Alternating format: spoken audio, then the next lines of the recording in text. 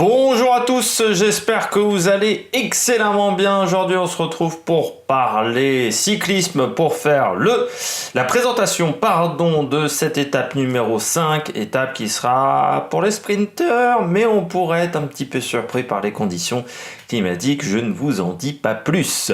N'hésitez pas à vous abonner, n'hésitez pas à réagir dans les commentaires, à me dire tiens vos pronostics, je sais qu'il y en a beaucoup qui le font, et j'y réponds assez régulièrement. N'hésitez pas à mettre un pouce bleu, n'hésitez pas à mettre un commentaire, à partager cette vidéo si vous pensez qu'elle peut intéresser votre entourage, n'hésitez pas à vous abonner, comme ça permet d'améliorer la visibilité de la chaîne, bien entendu, de faire plus de vues, c'est énorme. On est à 530 en passant, enfin là au moment où j'enregistre cette vidéo, c'est-à-dire la veille de l'étape numéro 5. Donc comme je disais, étape pour sprinter, tout plat, faire attention dans les 20 derniers kilomètres, on est dans la même direction quasiment pendant toute l'étape, sauf dans les 20-25 derniers kilomètres où on pivote légèrement et on va suivre la mer à partir de ce moment-là, pourrait nous donner peut-être quelques surprises, des tensions, des vagues. C'est la deuxième étape la plus plate de ce Giro d'Italie. Donc, quand je vous dis que c'est vraiment plat, il y a l'étape 13 de tête qui sera encore plus plate. C'est déjà difficile de faire plus plat que cette étape numéro 5. Étape numéro 5 entre Modène et Cattolica. Modène connu pour son circuit. Déjà, du côté de Modène. De toute manière, on est sur des coins assez connus. Pour tout vous dire, d'un point de vue automobile, surtout sur la première partie de journée. Enfin, du côté automobile et également du côté moto, parce qu'on va passer notamment à Borgo Panigale, c'est la ville de Ducati. On passera à Bologne, on passera également à Imola, très connu pour son circuit de Formule 1, on reparlera d'Imola dans l'histoire un petit peu. On passera à Faenza, à Forlì. Là, on est encore sur la même direction de route, c'est-à-dire qu'on est sur une grosse route, ça prend la même direction, à peu près 3... Est-sud, voilà la direction pour vous indiquer. On part du milieu de l'Italie en termes de taille pour aller vers la mer et ensuite retoucher la mer. On passera également à Cesena, je pense plutôt.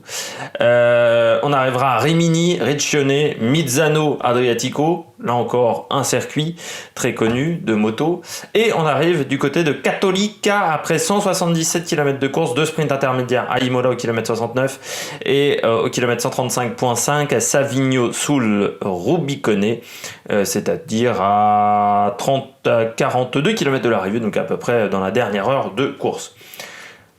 Sinon, pas grand chose d'autre à dire sur cette étape. On passe tout de suite à l'histoire. Du côté de l'histoire, on va passer à Forlì. Forlì, ça sera à peu près à la moitié de la journée. On sera au kilomètre 101. Et Forlì, eh bien, en 2006... la dernière fois on est passé à Forlì, victoire d'un certain Robbie McEwen. Je sais pas si vous vous souvenez, c'était d'un petit Australien qui était pas mauvais du côté des sprints, Robbie McEwen, qui remporte sa troisième victoire sur le Giro 2006 et sa dernière sur cette course, vu qu'il s'arrêtera je crois à la 11e étape, 11e ou 12e étape il abandonne. Et puis ensuite, il fera le Tour de France. Sur le Tour de France, il remporte un troisième maillot vert, qui, je crois me rappeler également, est son dernier. Peut-être qu'il y a un quatrième. Je crois qu'il n'y en a que 3 pour Robbie McEwen. Oui, il n'y en a que 3 pour Robbie McEwen. Et particularité également à Forlì, c'est que Robbie McEwen, c'est un sprinter. Moi, c'était un sprinter que j'adorais, Robbie McEwen. Dans les années 2000, j'étais un grand fan de Robbie McEwen quand j'étais tout petit. Pourquoi ? Parce que c'était quand même un sprinter. Bon, il y avait Petacchi qui était dans la même mouvance que Cipollini. Et lui, il avait la faculté à se faufiler. Je ne sais pas si vous vous souvenez sur le Tour de France, souvent il avait Johan van Semmeren. Il mettait Johan van Semmeren devant lui, pour lui tracer un petit peu la route, et lui il se faufilait. Il n'avait pas de train à proprement parler, McEwen. Il n'a jamais eu de train, mais il se faufilait avec les trains des adversaires. En fait, il prenait les roues de ses adversaires. Il était très très doué, très très filou, très très bon tactiquement, Robbie McEwen. Je vous ai parlé, c'est aussi une particularité de ce Giro 2006, on partait depuis la magnifique petite ville italienne. En fait, on partait depuis la Belgique. Je n'avais aucun souvenir. J'ai re-regardé un petit peu les Giro des années 2000. C'était à une époque où je ne regardais pas le Giro. C'est-à-dire, je voyais les résultats à la fin du Giro, mais je ne regardais pas le Giro. Il faut savoir qu'à l'époque, j'avais 2006, j'avais 11 ans, hein, pour vous rappeler.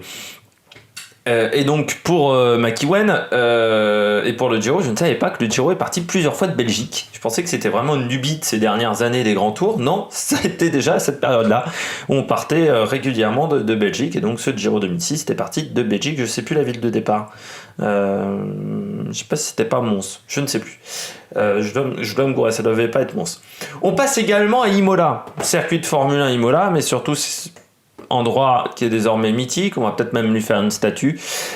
Champion du monde, Julien Alaphilippe à Imola cette année, sur la piste de Formule 1, sur l'Autodromo Enzo Dino Ferrari, bientôt du circuit également, où on a eu la mort. C'est assez particulier parce que ça soit à Imola ou à Misano, Imola, il y a eu donc Ayrton Senna qui est mort, et en moto à Misano, c'était un pilote japonais en 250, il y a une dizaine d'années qui était mort aussi. C'est les sports mécaniques, mais un peu tristoun quand même sur cette course. Misano, ça sera vraiment dans le final. Je sais même pas si est-ce qu'on rentre dans le circuit, peut-être. Je ne suis pas sûr. Juste avant de rejoindre la mer Adriatique, du côté de Cattolica. Je vous ai pas parlé du final, il est un peu tortueux, sauf le dernier kilomètre. Je suis en train de me dire, voilà, j'avais pas parlé du final. Du côté de la météo, là, concentrez-vous, la météo c'est très important. 20-24 degrés, peut-être quelques averses sur le parcours, ça sera plutôt nuageux, mais on pourrait éviter la pluie. Par contre, ce qu'on n'évitera pas, c'est le vent. Et le vent, on change quasiment pas de direction au niveau route. Par contre, le vent, lui, va légèrement tourner au fur et à mesure de la journée. C'est-à-dire qu'il va être peut-être de dos, et puis à d'autres moments, 3/4 d'eau. Et à 3/4 d'eau, c'est l'idéal pour faire un coup de bordure. D'ailleurs, 3/4 d'eau, à chaque fois, on croit que c'est 3/4 face. Et non, erreur, c'est 3/4 d'eau pour faire un coup de bordure. Pourquoi ? Parce que le coureur, souvent, se retrouve en bout de pédale. Et sur une journée comme ça, il va falloir faire attention ne pas hésiter à prendre des gros braquets, de prendre du 54 voire 55. Parce que sur une journée comme ça, il ne faut pas se retrouver à pédaler, à mouliner dans le vide. Donc il va légèrement tourner dans l'après-midi, donc c'est dur de vous dire s'il y aura coup de bordure ou pas coup de bordure. Moi, je pense qu'il y a la possibilité d'avoir un coup de bordure, parce qu'on aura du vent à 30-40 km/h, qui me semble-t-il sera bien placé. Mais je regarde la météo avec un jour d'avance, il se peut qu'il y ait des modifications. Normalement, à Cattolica, donc à Misano, à Cattolica, le vent sera totalement de côté. Donc là, ça sera plus compliqué pour faire un coup de bordure, mais il faudra faire attention aux chutes. Et vent de côté, ça veut dire que dans le final, à un moment, on l'aura légèrement de face, mais ça ne sera pas dans le dernier kilomètre. Dans le dernier kilomètre, il sera de nouveau de côté. Faire attention également, on est sur des villes portuaires, enfin des villes sur le bord de la mer, des villes où il y a de la plage. Faire attention aux routes qui, parfois, sont un peu tortueuses. Alors, parfois on met des rétrécissements et là les rétrécissements je les ai pas. Parfois également il peut y avoir du sable s'il y a eu beaucoup de vent dans la journée et qu'il y a peu de protection sur la route. Du côté de la stratégie, moi je mets échappée de 3-4 coureurs et sprint à l'arrivée, parce que l'échappée ira pas au bout, soit coup de bordure et étape animée. Je privilégie quand même le coup de bordure. C'est pour ça que dans mes favoris j'ai mis Tim Merlier, parce que Tim Merlier a une équipe à son service et que Tim Merlier je crois se démerde pas mal au niveau du placement. J'ai mis Sagan parce que ça m'étonnerait pas qu'il y ait coup de bordure. Et la Bora qui veut refaire un coup de forcing, et puis Sagan il est toujours bien placé sur les coups de bordure. J'ai mis Viviani parce que Viviani aussi c'est bien se placer sur les coups de bordure, et la Cofidis. Bon, il y a quand même un petit peu d'expérience, hein. C'est une équipe nordiste quand même, donc ils maîtrisent un petit peu le vent, même si c'est pas l'équipe qui maîtrise le mieux. Et en grosse cote, j'ai mis Matteo Moschetti, parce que déjà c'est un sprinter pas mauvais, mais surtout je me dis, avec des sprinters comme Caleb Ewan qui se fera avoir, avec pourquoi pas un coup tenté par Nibali, parce que souvent les coups de bordure c'est pas les meilleurs qui tentent les coups de bordure, c'est souvent les coureurs qui sont un petit peu en difficulté, et c'est pas comme si Nibali en avait énormément de certitude. Donc pour se rassurer ou pour tenter de prendre de l'avance au niveau du général, pourquoi pas tenter un coup de bordure? Et dans ce cas-là, Moschetti pourrait s'en sortir parce qu'il y aurait peut-être plus que lui et Sagan ou lui et Viviani, et pourquoi pas un petit Matteo Moschetti. J'espère que vous avez aimé cette vidéo. Si vous avez aimé cette vidéo, n'hésitez pas à réagir dans les commentaires, n'hésitez pas à vous abonner à la chaîne, n'hésitez pas à mettre un pouce bleu. Puis nous on se retrouve pour de nouvelles aventures sur la Maniac Production. Ciao ciao.